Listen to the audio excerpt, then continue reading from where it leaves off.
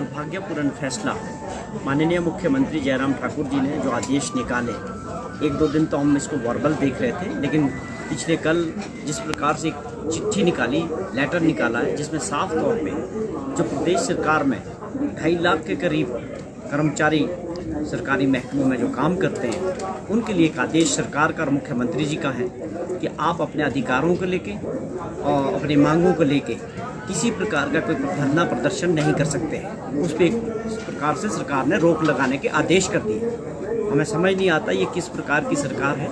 लोकतंत्र की बात करते हैं, लोगों के अधिकार हैं, सरकारी मुलाजिमों के कुछ मसले हैं जो पिछले काफ़ी समय से सुलझे नहीं हैं। बार बार वो सरकारों के पास जा रहे हैं, मीटिंग्स हो रही हैं, वो आगे नहीं बढ़ रहे हैं। अगर उनकी कुछ समस्याएं हैं, उन समस्याओं को दूर करने के बजाय आप उनको थ्रेट कर रहे हैं। तो अपने अधिकार के लिए वो अपने मांगों को लेके सड़क पे नहीं जा सकते, धरना प्रदर्शन नहीं कर सकते। ये अपने आप में बहुत दुर्भाग्यपूर्ण है। हम इसके लिए सरकार की निंदा करते हैं कि हम लोकतांत्रिक परंपरा में रहते हैं और हर व्यक्ति के अपने अधिकार है, कॉन्स्टिट्यूशनल राइट है, तो अपने अधिकारों को लेके, अपनी मांगों को लेके सरकार के खिलाफ धरना प्रदर्शन शांतिपूर्वक तरीके से कर सकते हैं। तो ये अपने आप में एक ऐसा आदेश है जो मुझे समझ नहीं आता कि मुख्यमंत्री जी पूरी तरह से दबाव में है।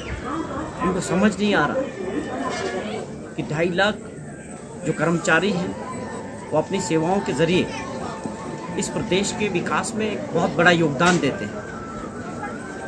अगर आप उनको सैलरी देते हैं तो वो दूसरे तरीके से उन सैलरी के ज़रिए भी उस अर्थव्यवस्था में अपने परिवारों के लिए, अपने घर के खर्चों के लिए एक प्रकार से जो सहयोग करते हैं अर्थव्यवस्था को आगे चलाने में, सर्विस सेक्टर का एक बहुत बड़ा योगदान है।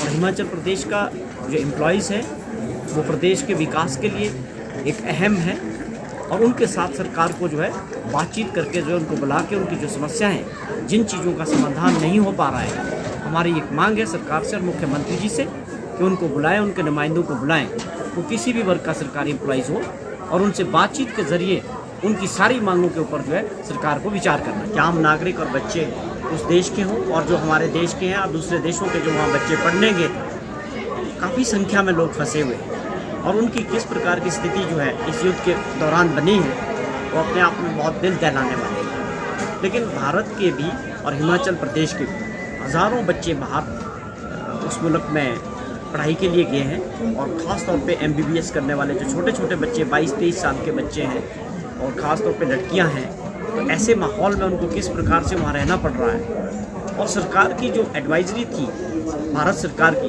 उसके ऊपर समय रहते सरकार ने फैसला नहीं लिया।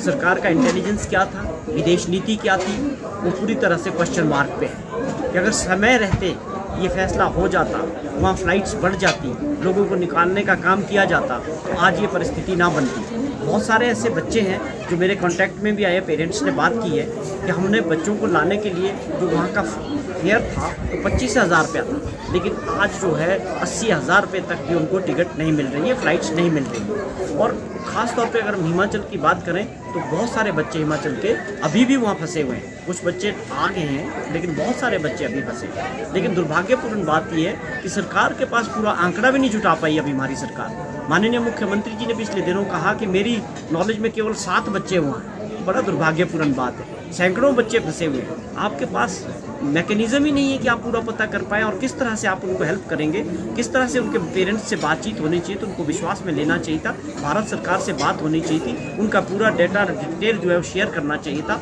कौन सी फ़्लाइट आएगी, कहाँ, उनको कैसे वहाँ से एवेक्यूएट किया जाएगा, कोई भी पॉलिसी नहीं दिख रही सरकार की। तो ये अपने आप में सरकार को इसको तेज़ करने की ज़रूरत है। अब ऐसी परिस्थितियाँ वहाँ बन चुकी हैं कि कौन बच्चा कहाँ है, कौन से बंकर में है, मेट्रो स्टेशन में है, बहुत हालात ख़राब है, खाने पीने की चीज़ों का अभाव है।